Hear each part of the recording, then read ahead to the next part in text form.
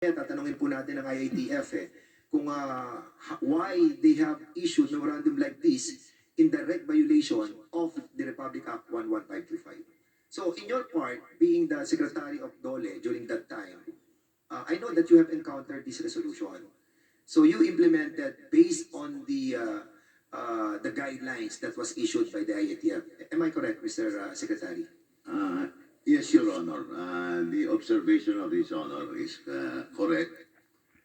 But on the part of the Department of Labor, then, Your Honor, the implementation of the issuance made by the IATF upon recommendation of the Department of Health is a recognition of the fact that there was a need to comply with this memorandum, Your Honor, in order to protect our people, especially our workers, Your Honor.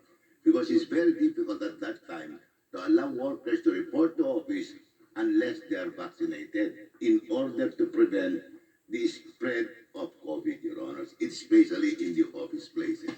But in protecting the rights of the vaccinated people, we also violated the rights of the unvaccinated. Is that a right assumption, Mr. Secretary? Your Honor, the violation is a valid violation, Your Honor, because in order to protect the people, whether workers or not, we had to adopt certain measures in order to stop the spread of COVID, which was at that time spreading widely, Your Honor. Yeah. But that is the reason why, in order to address this, this problem of some people being unemployed, our department came up with a program which is called TUPAD, Your Honor, if you remember. Yes. This was to provide temporary work for our workers who were temporarily displaced.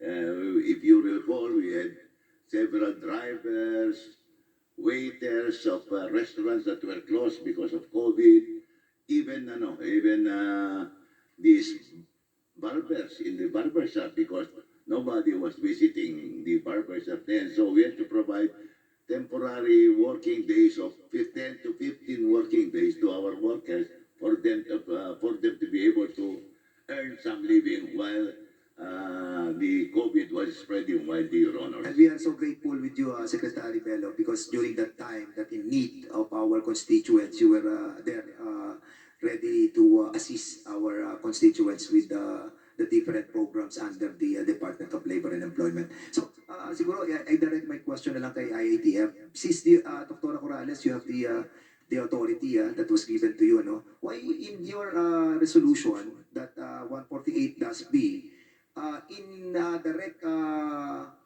conflict with Republic Act 1157 with regards to doon sa sinasabi po natin that vaccination is not a requirement to enter any school or establishment or any government transaction for purposes whatever that is being provided by Republic Act 11525. 1525.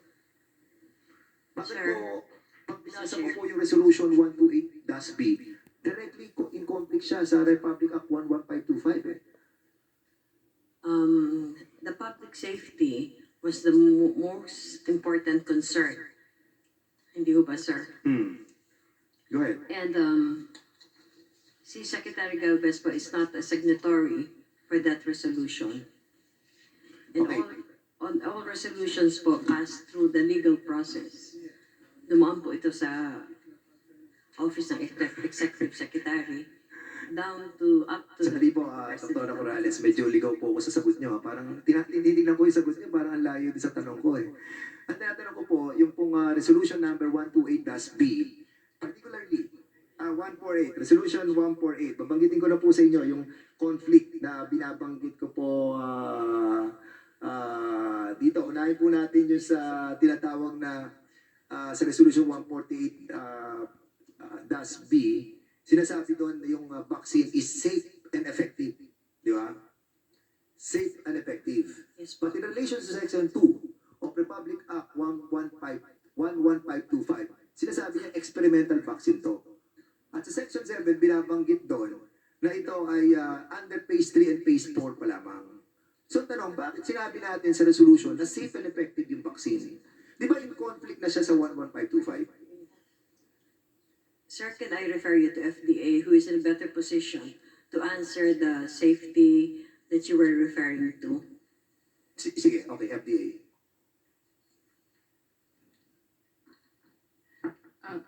Good morning, Mr. Chair. The Food and Drug Administration, through the issuance of executive... Emergency. Yes. Emergency usage authorization. Yes, Your Honor. Okay, correct ka doon. Yes. Dapat mag-issue ka para ma-adapt natin to. But are there other source of medication that can be availed of before you go to the emergency usage authorization? Di ba, dapat i-avail po muna natin lahat ng avenue before trying to issue an emergency usage authorization on the efficacy ng effectiveness ng vaccine. During that time, hindi pa siya, we were talking a while ago yung protocol ba? Yun ang kanina pinag-usapan natin, were followed. Di ba dapat, since na wala pa siyang experimental pa lamang siya, hindi tayo nag-issue ng EAU, ng emergency EUA. Dapat hindi muna tayo di ba nag-issue ng EUA? Bakit tayo nag-issue agad ng EUA? At kailangan agad natin bumili ng maraming vaccine at isaksak natin sa ating mga kababayan yung mga vaccine na yun. Whereas, there are a lot of there are a lot of avenue. Like for example, drink vitamin C. Drink vitamin C. Drink tayo ng Clorox ba yan? Chloroquine. Ivermectin. There are a lot. Pero, pinilit natin yung vaccine by issuing an emergency usage authorization. Why? Thank you very much, Mr. Chair. Through Executive Order 121, the Food and Drug Administration issued a circular that allows the issuance of the emergency use authorization. These are products that has been undergoing clinical trial interim phase 3, and the risk over the benefit, the benefit over the risk is higher. So this is the basis for the issuance of the emergency use authorization. Thank you, So, Mr. ang Chair. issue po ng Executive Order number 1 is the President, President, former yes, President. yes, President Rodrigo Duterte, Your Honor. So in other words, yung issuance na yun, sinunod po ninyo. Kahit alam po natin that there's a lot of medical intervention that we have to do first prior to the issuance of the EUA. Correct? Your Honor. So wala kayong nagawa, kundi sundin yung executive order.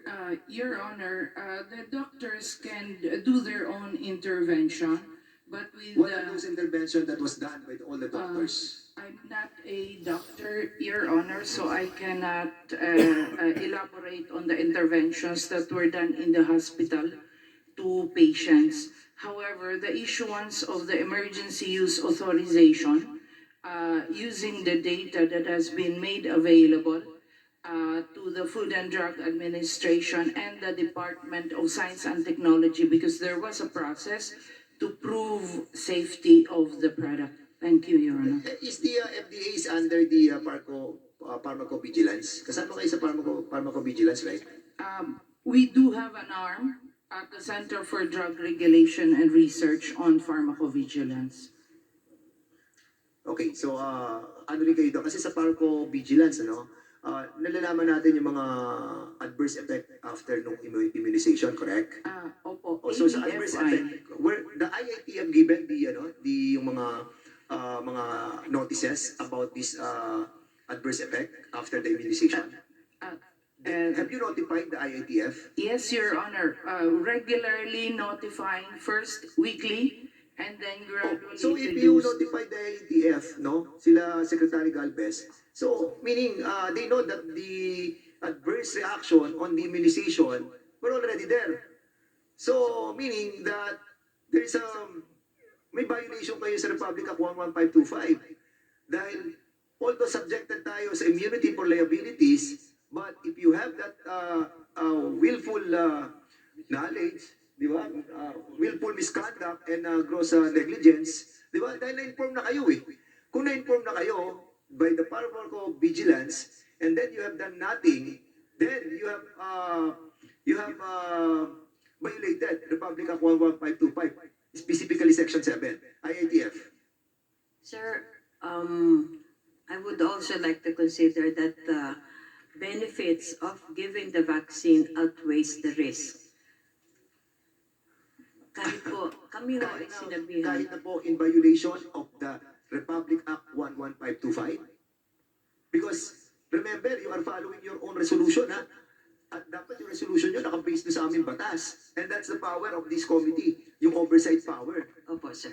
So, even violating Hindi the po, sir, Republic Act kasi 11525, I think violating is the wrong word. Hindi no, naman no, po. no, no, you cannot say that is the wrong word. Because sinasabi nyo dito, safe and Good effective. job. Pero sinasabi namin dito, experimental yan. Oh, di ba? Ano, ma'am? Tatawag na po tayo kay Secretary Galvez sa susunod na hearing. So I will be turning over my line of questioning muna kay Congressman. Nakakaya na dahil ako si Congressman Roman Romulo muna. But request po ng co-chair. Mr. Chair, Okay. as I've said at the start of this hearing, it would have been better if the heads of agencies are physically present. So may I move, Mr. Chair, that Secretary Duque, Secretary Galvez should be present in the next hearing, and if there are excuses because of their absence today would be acceptable to the two chairmen, then if not, a show cause order will be issued also, so that they will be able to attend physically the next hearing. So move, Mr. Chair. Thank you, Representative Akop. That will be noted. We will be directing the COMSEC to properly invite the heads of offices so they can answer. We'll now- Chairman, just a point of clarification Okay, before, go ahead. with the indulgence of Congressman Pagduan. Chairman Romulo. Chairman, do we have a legal representative now invited in this hearing, particularly the DOJ? Because IATF Reso number 148, that's the questions about the legality of such resolution with the fact it was challenged in the Supreme Court. So, do we have a representative? The Office of the Solicitor General was invited, and I think they have a representative present. Good afternoon, Mr. Chair. I'm State Solicitor. Yes, Okay, Chairman. Yeah. Okay, I'll get to you later. May we recognize first Congressman Romulo.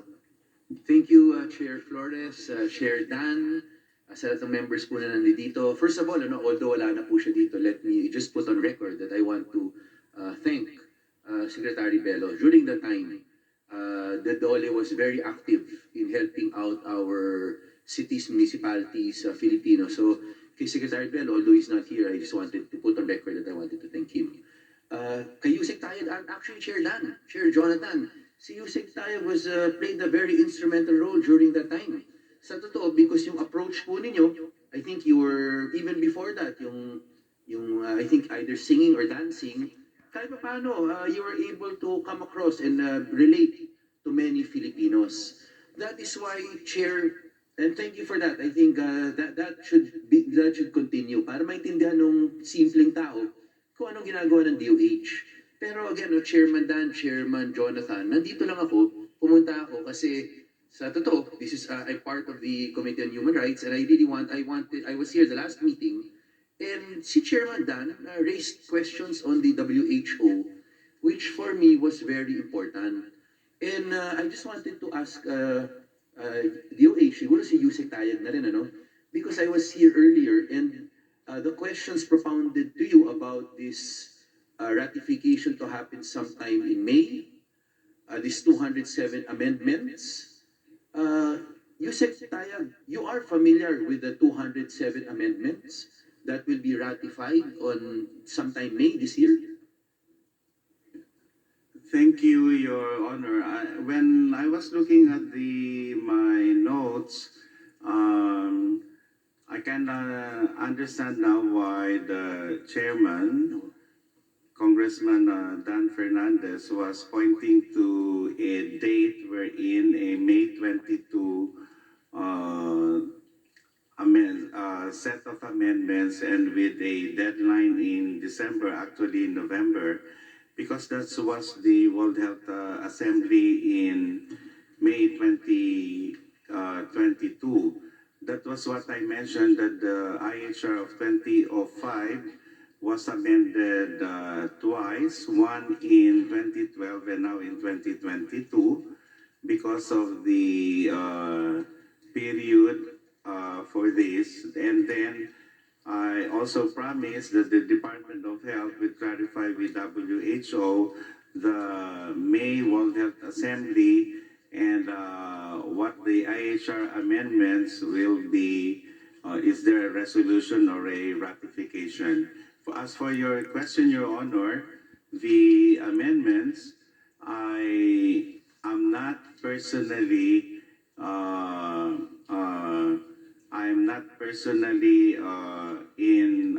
have all the information on these amendments, but these amendments are available from my team in the Department of Health. And if you do not have these amendments, we will share this with you. But of course, we will have the official request from the WHO, because I mentioned earlier that they had just a meeting 2 weeks ago, and maybe there are updates regarding these amendments. Thank you, Your Honor. Chairman Dan, Chairman Jonathan, and that is the very reason why I'm asking Yusek Tayal about it. Because yun yung point ni Chairman Dan. Should we